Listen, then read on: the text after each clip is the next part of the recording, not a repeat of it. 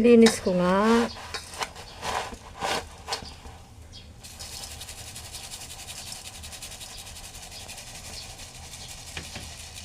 Kala mo laruan.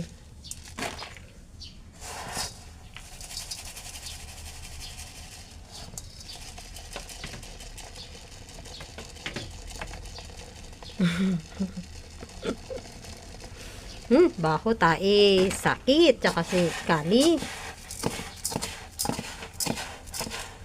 Tatanggalin natin yung dumi po siya. Galing, marunong na sila tumahay sa cat litter. Adapt nyo na si Kali. Pinapa-adapt ko po si Kali. Si Kali at saka si Mo. Asan si Mo? Asan si Mo? Nawala. Ayan o, may mga kuting pang tatlo. Pinakapon ko na ang kanilang mga mother na stray cat. Para hindi na dumami. Wala naman nahihirapan.